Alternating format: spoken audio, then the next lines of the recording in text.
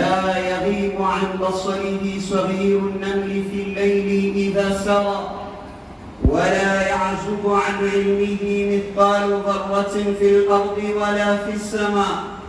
الرحمن على العرش استوى، له ما في السماوات وما في الأرض وما بينهما وما تحت الثرى. وإن تجهر بالقول فإنه يعلم السر وأخفى. نحمده سبحانه وتعالى العفو الغفور، لا تنقضي نعمه ولا تحصى على مر الدهور. وسع الخلائق حلمه مهما ارتقبوا من شرور، سبقت رحمته غضبه من قبل الخلق الأيام والشهور. أشهد أن لا إله إلا الله وحده لا شريك له الرحيم الرحمن. من تمسك بحبل الله نجا، ومن تركه هلك، ومن استنصر به نصر، ومن سأله أعطى، ومن سار على طريقه سدد، ومن توكل عليه كفى. وأشهد أن سيدنا وعظيمنا وقدوتنا محمد بن عبد الله رسول الله صلوات ربي وسلامه عليه وعلى آله وأصحابته ومن تمسك بسنته إلى يوم الدين صلوات ربي وسلامه عليه وعلى آله وأصحابه. أما بعد، فيا أيها الناس وعباد الله، أوصي نفسي المذنبة وإياكم بتقوى الله، فقد فاز المتقون. يقول تبارك وتعالى: يا أيها الذين آمنوا اتقوا الله حق تقاته ولا تموتن إلا وأنتم مسلمون. ويقول جل في علا شأنه: ولقد وصينا الذين أوتوا الكتاب من قبلكم وإياكم أن اتقوا الله. ويقول جل جلاله: يا أيها الذين آمنوا اتقوا الله وآمنوا برسوله يؤتيكم كفلين من رحمته ويجعل لكم نورا تمشون به ويغفر لكم والله غفور رحيم. فإن أصدق الكلام كلام الله، وخير الهدي هدي محمد صلى الله عليه وسلم، وشر الأمور محدثاتها، وكل محدثة بدعة، وكل بدعة ضلالة، وكل ضلالة في النار. أعاذنا الله وإياكم من النار. أما بعد، chers frères et sœurs en islam, louange Allah subhanahu wa ta'ala, maître des temps et des circonstances, les tout miséricordieux et les très miséricordieux, maître du jour de la rétribution, lui qui donne la vie à qui il veut et il en reprend la vie à qui il veut sans être questionné par quiconque. Allah subhanahu wa ta'ala, lui seul qui connaît les temps, le minute, les secondes à laquelle une personne vivra sur cette terre, sans être demandé par quiconque qui soit. Deuxième des choses, nous louons également Allah subhanahu wa ta'ala, lui le créateur de l'univers. Allah subhanahu wa ta'ala fit, même quand lorsque l'arche n'était pas encore prêt, Allah subhanahu wa ta'ala était déjà avant même l'arche, avant le ciel, avant la terre. Nous attestions qu'il n'y a pas de divinité, ni d'adoration en dehors d'Allah subhanahu wa ta'ala, avec toute foi et une certitude sans doute. Et également, nous attestons que Allah est le seul et l'unique, le vivant qui ne meurt jamais, le créateur du ciel et de la terre. Nous attestons également que le prophète Mohammed sallallahu alayhi wa sallam est son serviteur et son messager. Que la paix, la bénédiction d'Allah soit sur les derniers des prophètes Mohammed, lui ainsi que sa famille et ses compagnons. Et tout musulman qui suivra le chemin de la sunna et du livre jusqu'au jour de la rétribution qu'Allah après nos prières. Amin. Rabbal Alamin. Chers frères et sœurs en islam, je vous recommande la crainte d'Allah subhanahu wa ta'ala, car elle est la seule provision des croyants de la vie d'ici-bas ainsi que dans l'au-delà. La crainte d'Allah subhanahu wa ta'ala, nous ne pouvons pas citer ses bienfaits, donc renferme cette crainte d'Allah subhanahu wa ta'ala. À celui qui connaît qu'il a été créé par Allah subhanahu wa ta'ala, il est susceptiblement, il est conditionné à craindre Allah subhanahu wa ta'ala, en secret tout comme en public, seul ou avec les gens. C'est ainsi qu'Allah promet de belles choses à personne qui prendra la crainte d'Allah comme sa clé, prendra la crainte d'Allah comme l'arme qui lui servira contre les tentations d'Iblis. Ainsi Allah subhanahu wa ta'ala nous promet, toute personne qui craindra Allah, il aura les bienfaits dans la vie d'ici-bas, mais aussi dans la vie de l'au-delà.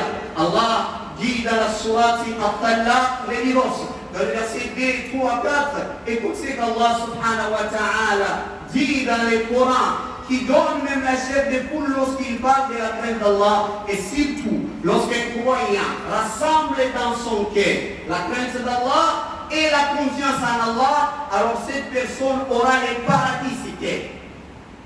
Le vrai sens du bonheur, c'est lorsqu'un croyant rassemble la crainte d'Allah et la confiance en Allah en même temps. Celui-ci vivra la vraie définition du concept de bonheur.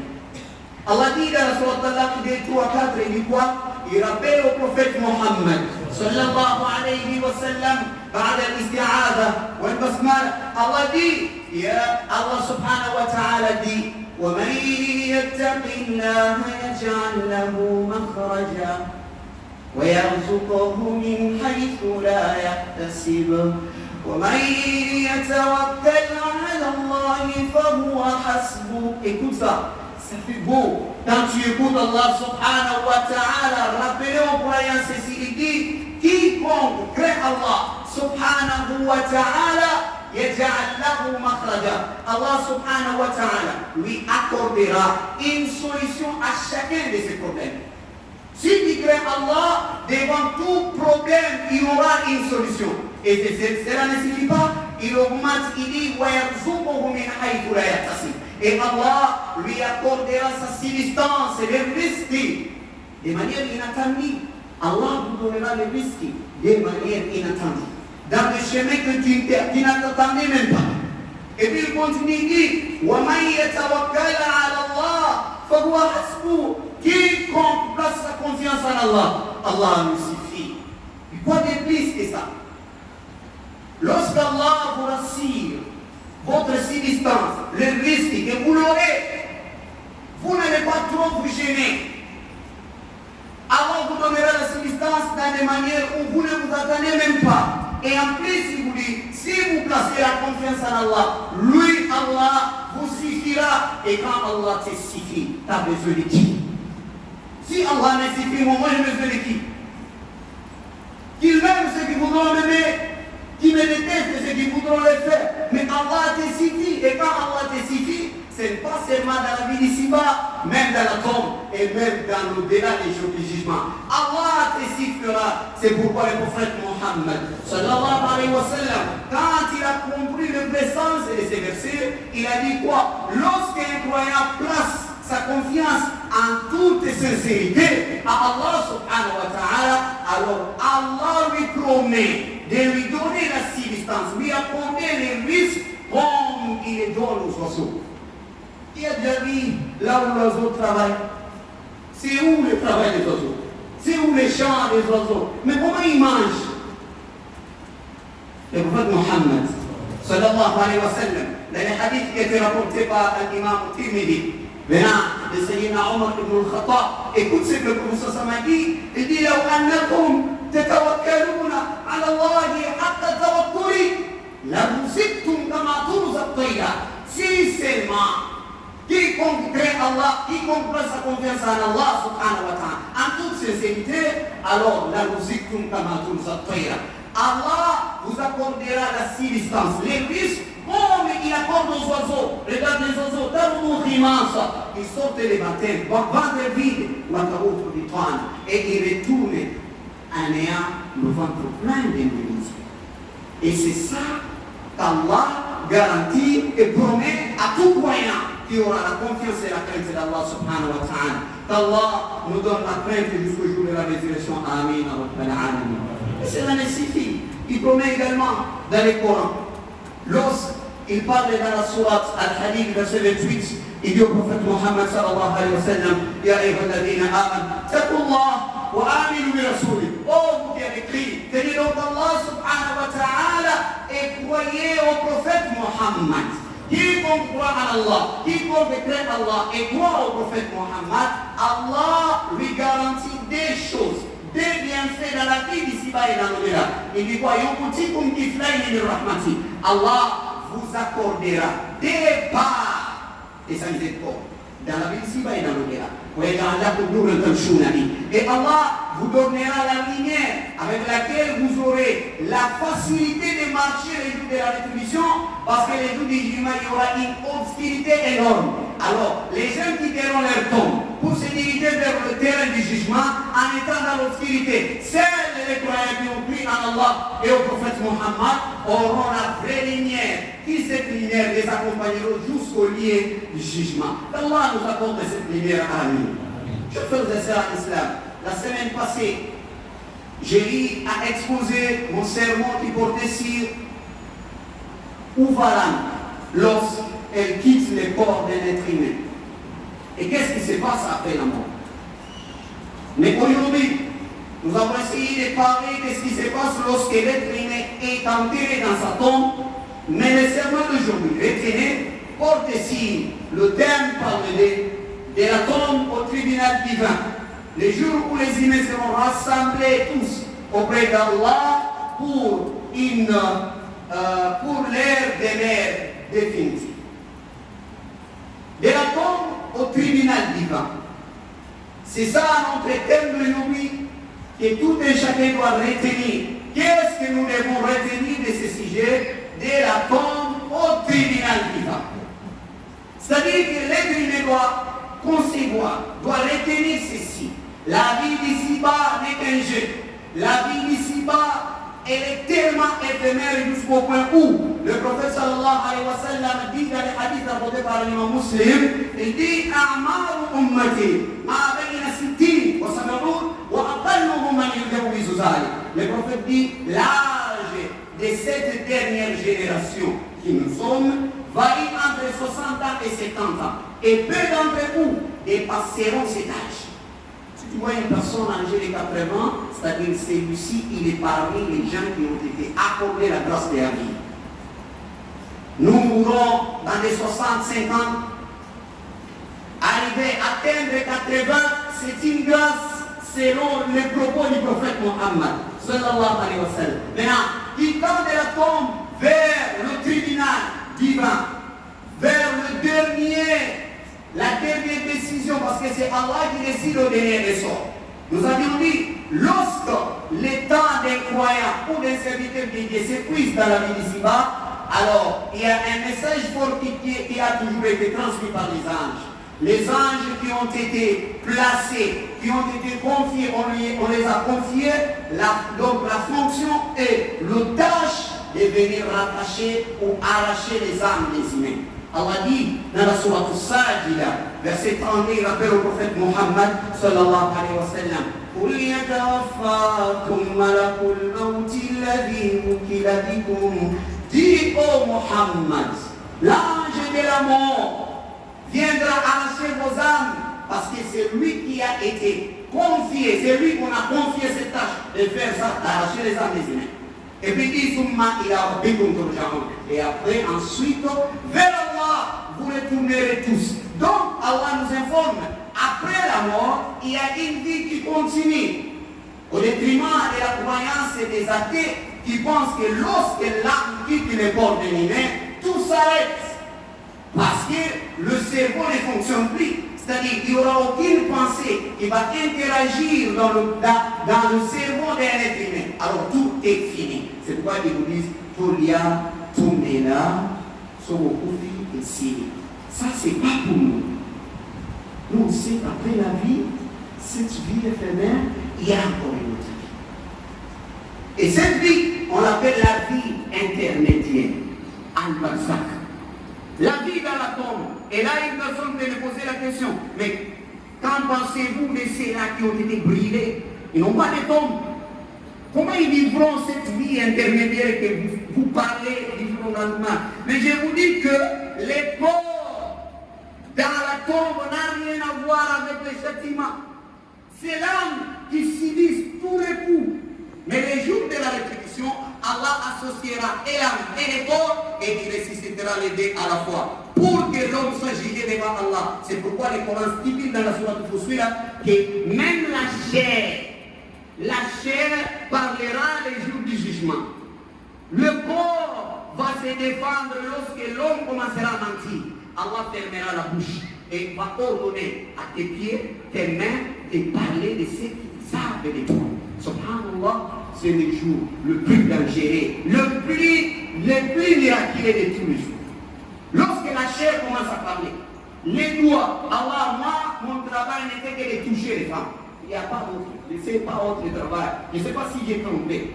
Et si Allah accordait à tes doigts la parole, pensais-tu qu'est-ce que tu dois dire de toi?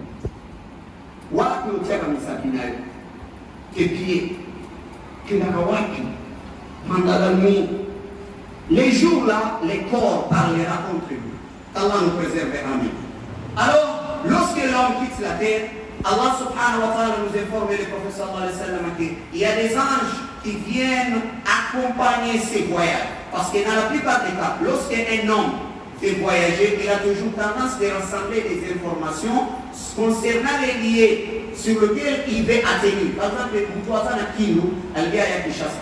on a toujours tendance à poser des questions à ceux-là qui ont déjà arrivé à Kinshasa. Kinshasa, c'est à l'Inde. Et la plupart des fois, on nous dit toujours Kinshasa, papa, embouteillage, Koulouna. Voilà, ce sont là les histoires qu'on nous raconte quand nous ne sommes pas encore ici. Ce sont là les histoires qu'on nous avertisse. Mais pourquoi un croyant ne veut pas qu'on l'avertisse concernant la vie qui va demeurer après la vie ici? Et lorsque l'homme rassemble ces informations, il se prépare en conséquence. Il sait que si on a été Kinshasa, il a été combien tel, par contre, on a pas de chose. Donc, quand on a commis il va préserver son téléphone parce qu'il a déjà été averti. Et vous également, nous sommes encore dans la vie d'ici-bas. Nous vous avertissons qu'il n'y a pas de repos dans la tombe. C'est lui qui vous fait croire et vous allez vous reposer dans la tombe. Paix à ton âme. Ce sont des paroles et des propos qui n'ont rien à voir avec la réalité de la tombe. Paix à son âme. Paix à son âme si et seulement si il vit croyant. Et s'il n'était pas croyant, il n'y a rien de la paix dans la tombe. Et lorsque l'homme quitte la terre, lorsque son âme se détache du corps, les anges viennent récupérer s'il était croyant ainsi. Les anges qui viendront là, ce sont des anges qui seront des annonciateurs de la bonne nouvelle et qui l'accompagneront dans tout le processus de son voyage. Et voilà, la bonté même du voyage, c'est lorsque vous avez une personne qui vous accompagne dans toute étape de la vie.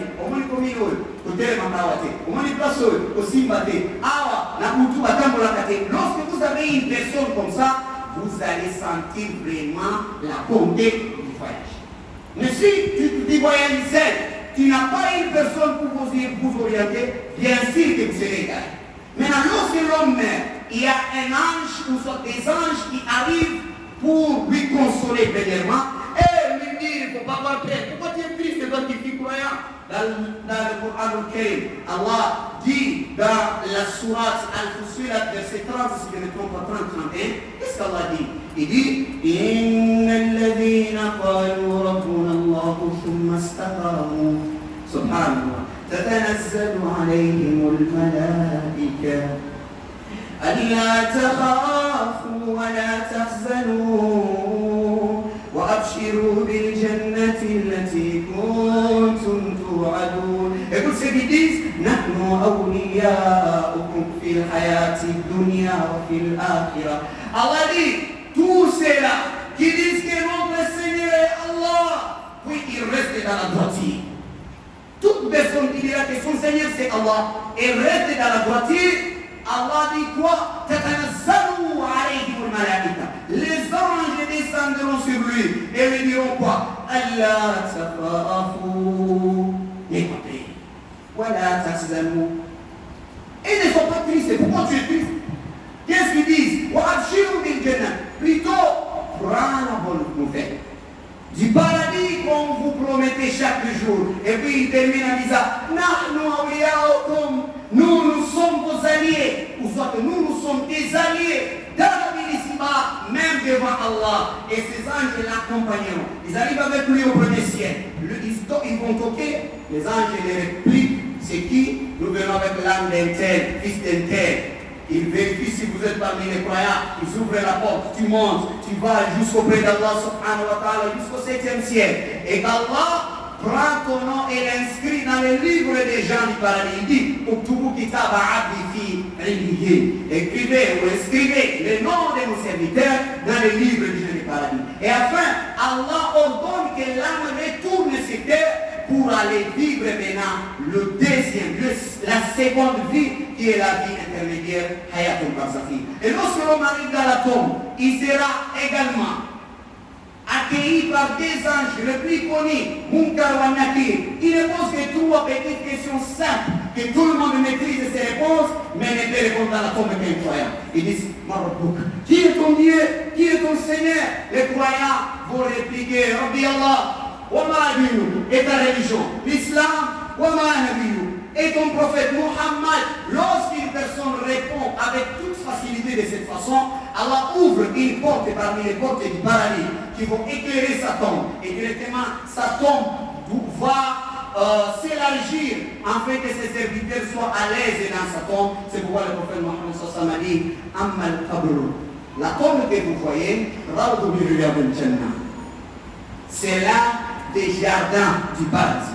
Et la tombe, c'est parmi le trou de l'enfer. Qu'Allah nous préserve de l'enfer. Amen. Et lorsque l'homme vivra dans la tombe, il va passer des décennies, des années et des années. Il ne s'en rend même pas compte. Et le jour de la rétribution, Allah soufflera, ordonnera à l'archange Israfil de souffler dans leur tempête et que les gens quittent leur tombe pour aller vers Allah subhanahu wa ta'ala. Enfin, ils apprennent les résultats finaux de leurs œuvres dans la vie d'ici-bas. Allah subhanahu wa ta'ala nous fasse parmi les gens bien. Amin rabbal alamin. أقول ما تسمعون فاستغفروا الله العظيم لي ولكم فاستغفروه ولسائر المسلمين والمسلمات إنه هو الغفور الرحيم وهو البر الكريم.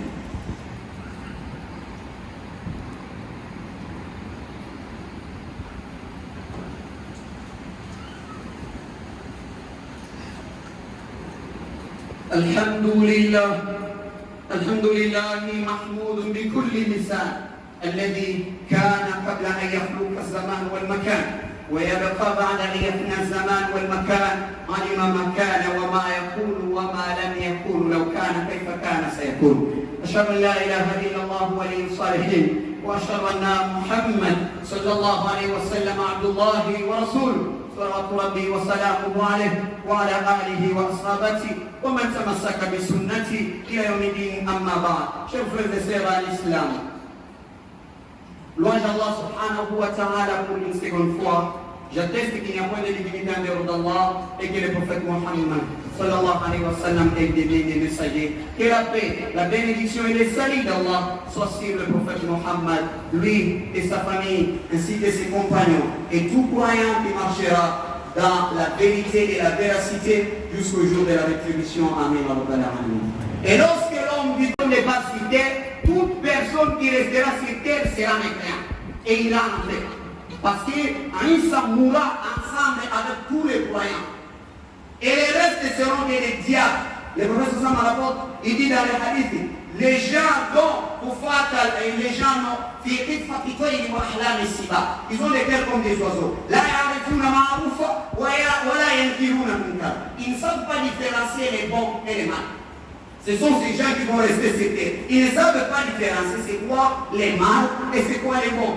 Tous ces gens iront en fait. Et lorsqu'Allah ordonnera à l'archange, il y aura des gens qui vont sur terre. Allah dit dans Al-Quran al-Karim, dans la sourate Zumar, si je ne me trompe pas, verset 68, Allah dit, et lorsqu'Allah soufflera, et lorsqu'Allah ordonnera à l'archange de souffler dans la tempête, ils seront foudroyés, tous les habitants du ciel et de la terre, tous mourront. Même les anges, ils mourront. Les humains mourront. Et bien Allah dit,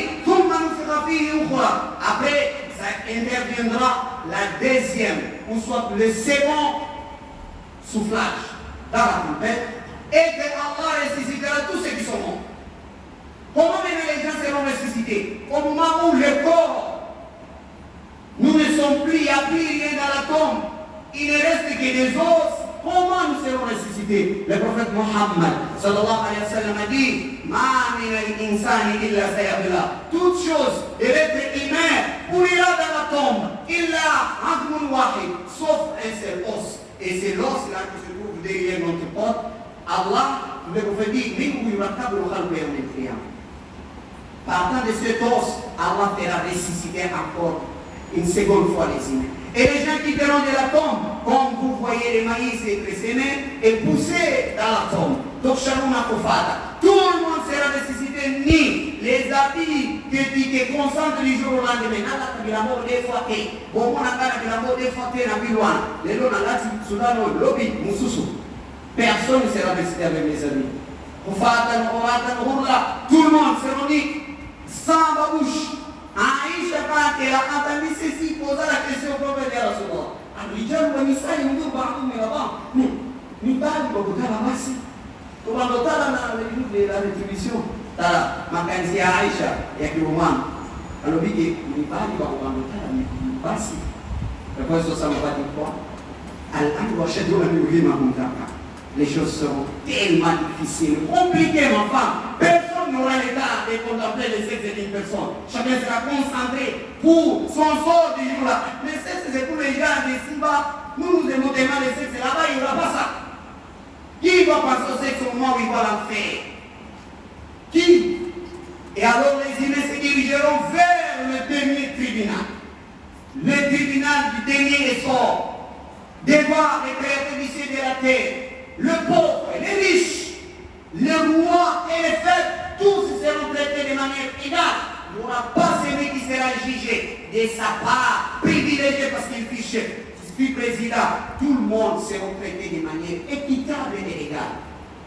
Allah fera passer une personne après l'autre, de s'exprimer. Regardez la courtoisie et l'humiliation. Je ne peux pas utiliser le terme d'humiliation. Donc la bonté d'Allah subhanahu wa ta'ala vers Allah. Allah donnera la place à tout un chacun de se dégager, de s'exprimer. Si tu as des problèmes, pas, parce que je vais te juger bientôt. Et les personnes parleront devant Allah. Chacun expliquera tout ce qu'il faisait en secret et en public. Et Allah sera là en train d'écouter. Lorsque l'humain terminera à expliquer sa vie dans son entièreté, Allah fera appel aux anges qui vivait avec l'être dans la vie d'ici-bas. Apportez les livres de ses serviteurs. Lisez-moi ces livres et dites-moi quel était le genre du serviteur qui est devant moi. Allah dit, les livres seront posés devant les êtres.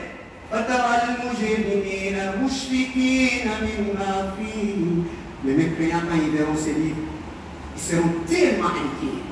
Et puis ils diront, Mali Habel Kitab. Oye Mukanda Nini. La Yadi Osaria. Wada Kabia. Et il y a la maçon, il y a un vento, il y a mille idées, non c'est tout. Et puis on a dit, les gens trouveront tout ce qu'ils ont y accompli.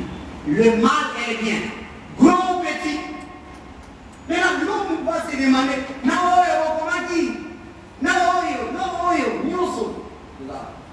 et après, Allah subhanahu wa ta'ala dira à son serviteur, vous avez dit ces messages ont écrit sur vous, est-ce que vous avez des réclamations?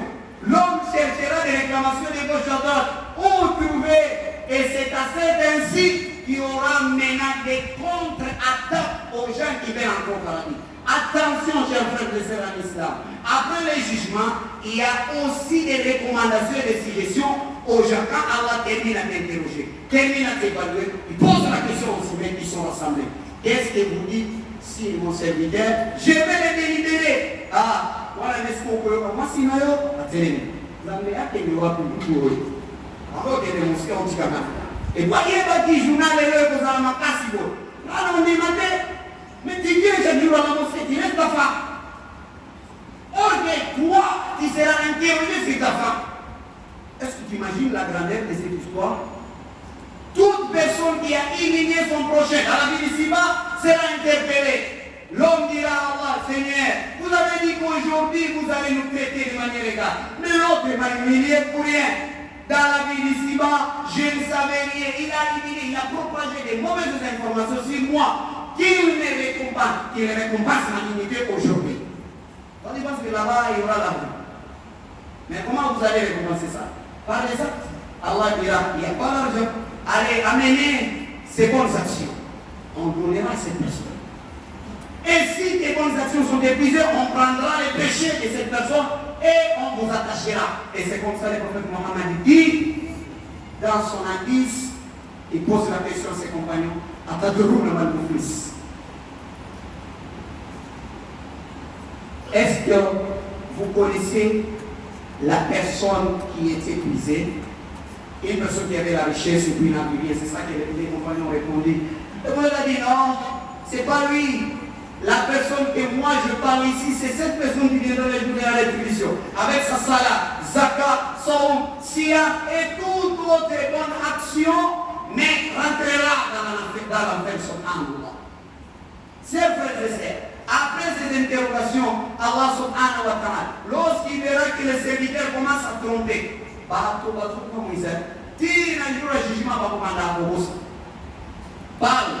il explique, lorsqu'il voit qu'il a été coincé, devant Allah subhanahu wa ta'ala. Là maintenant Allah fermera sa bouche. اليوم نختم على أفواههم وتكلمنا. Ce jour-là, nous fermerons les bouches et ordonnerons à leur partie du corps de s'exprimer. Et c'est ce jour-là que ton pénis, ton sexe, ton corps, ta peau parlera malgré toi. Et après, tout ce qu'Allah fera, le prophète sallallahu alayhi wa sallam a dit, les gens seront tellement inquiets. Seule la personne qui a vu si c'est pas monde comme un passager, comme le déclare le prophète Mohammed sallallahu alayhi wa sallam, kun fi dunya ka'annaka gharib aw ibn sabil. Vit dans la vie ici-bas comme un passager, comme un passager, comme un passager. Et puis il dit, il a asbahta fala tantadru al-masa imama. Lorsque tu arrives le soir, n'attends pas le matin pour accomplir des bonnes actions. Et lorsque tu arrives le soir, n'attends pas le matin pour accomplir des bonnes actions. Et les gens mécréants, lorsqu'ils seront devant Allah, ne voudront pas rencontrer Allah, ils ne voudront pas. Et c'est ce que le prophète dit dans le hadith rapporté par Aïcha, venant de Sahih al-Bukhari Muslim, le prophète dit, Man ahabba lika Allah, ahabba Allahu lika. Toute personne qui aimera rencontrer Allah, Allah également aimera sa rencontre. Waman kariha lika Allah, kariha Allahu lika. Et toute personne qui détestera de rencontrer Allah, Allah détestera également sa rencontre. Aïcha posa la question au prophète, ya Rasulallah. Mais cette détestation, c'est sur base de quoi? C'est une détestation de la mort ou bien parce que nous tous nous détestons la mort. Si c'est à cause de ça, alors nous tous, Allah détestera de nous rencontrer. Et vous me dites non, Aïcha, la détestation que je parle ici, c'est pas la mort. C'est lorsque les serviteurs d'Allah, les jours où il va mourir, Allah subhanahu wa ta'ala lui envoyera des anges. Et ces gens-là viendront dire donnera la bonne nouvelle à cette personne. Abshirou bil jannah, wa ridwan, wa maghfiratun min Allah. On a la bonne nouvelle du paradis, la miséricorde d'Allah et du pardon. Lorsque les serviteurs entendront tout ce qui lui attend, il aura hâte de rencontrer son Seigneur. Et lorsque les mécréants, on lui annoncera la mauvaise nouvelle du châtiment de l'enfer et toutes les punitions qui lui sont réservées les jours de la rétribution, ne voudra pas rencontrer Allah et Allah ne voudra pas également lui rencontrer. Chers frères et sœurs dans l'islam, il est temps de changer. J'ai trop parlé. Il est temps de changer et de prendre conscience. Ne pense pas que lorsqu'on nous gêne pour vous fatiguer. Les enfants naissent du jour au lendemain. Prends la décision bénéfique pour ta vie. Dans la tombe, Allah ne te posera pas la question, tu fais docteur, tu fais médecin, maître avocat, et je ne dis pas qu'il ne faut pas étudier, il faut étudier, c'est bien. Mais ça, ce n'est pas la priorité. La priorité, c'est la prière. Et le reste, l'accessoire. Mais nous avons transformé les choses. La priorité est devenue accessoire et l'accessoire, priorité. Et le jour où vous rentrerez dans la tombe, il n'y a pas la question qu'est-ce que la zoologie. Il n'y a pas. C'est quoi la constitution? Il n'y a pas. Maroc. C'est la religion. Qui est ton Dieu? Et les restes, c'est pour les mamans. Alors, ceux qui craignent Allah, à chaque fois qu'ils viennent dans la mosquée, je vois toujours qu'ici, les gens viennent dans la mosquée et ils rentrent comme ça, mais je veux voir les gens qui craignent Allah après les khutbahs, disons Inch'Allah. إن الله وملائكته يصلون على النبي يا أيها الذين آمنوا صلوا عليه وسلموا تسليما اللهم صل على محمد وعلى آل محمد كما صليت على إبراهيم وعلى آل إبراهيم وبارك على محمد وعلى آل محمد كما باركت على إبراهيم وعلى آل إبراهيم في العالمين إنك حميد مجيد ورضي الله عن الأربعة الخلفاء الراشدين أبو بكر الصديق عمر بن الخطاب عثمان بن عفان علي بن ابي طالب كرم الله وجهه رضي الله عنه اللهم امين اللهم اعز الاسلام والمسلمين واذل الشرك والمشركين وانصر عبادك الموحدين وانصر عبادك في كل مكان يا ودود يا ذا العرش المجيد يا مبلغ يا معيد يا فعل بما تريد نسالك بنور وجهك الذي ملا اركان عرشك برحمتك يا فتاح يا بصير صلى الله على محمد وعلى اله واصحابه والحمد لله عباد الله أقيموا الصلاة. أسأل الله سبحانه وتعالى لكم التوفيق.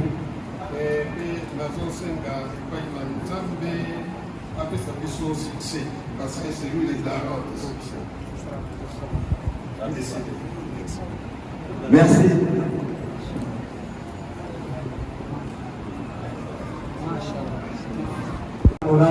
يا بأكت رومامي إن شاء الله. بسم الله الرحمن الرحيم. اللهم يا محب الوفات ويا دافع الآفات ويا واقي المخافات ويا كريم المكافات ويا موئل الوفات ويا ولي العفو والمعافاة صل على محمد ختم الانبياء ومبلغ الانباء وعلى آل وصحبه وسلم. يا حي يا قيوم يا دافع يا رافع يا قاهر اقهر من ارادنا بالضر وسوء قهر اقهر من ارادنا بالضر وسوء قهر اقهر من ارادنا بالضر وسوء قهر يا من خرج ادم والجنه ورده ويا من ضار ايوب وشفى ويا من جعل اعداء موسى ونجا ويا من رفع عيسى الى السماء ويا من جعل يونس في بطن الحوت وخرجا ومن نجا نوح وقومه من ماء الصالح نجينا ويا من سلم ابراهيم من النار المنبوذ سلمنا من كل الفزع والحزن والهم والغم والضر والفقر والمرض والشده والسحر والسجن والعين ومن كل ذي الشر ومن جميع مصائب الدنيا والاخره. لا اله الا انت سبحانك انا كنا من الظالمين. اللهم علمنا علما نافعا وارزقنا رزقا واسعا انك انت خير الرازقين. واغفر اللهم لوالدينا وارحمهم كما ربونا صغارا. اللهم اغفر للمسلمين والمسلمات والمؤمنين والمؤمنات الاحياء منهم والاموات برحمتك يا ارحم الراحمين. وصلى الله وسلم على سيدنا محمد وعلى اله وصحبه وسلم تسليما كثيرا.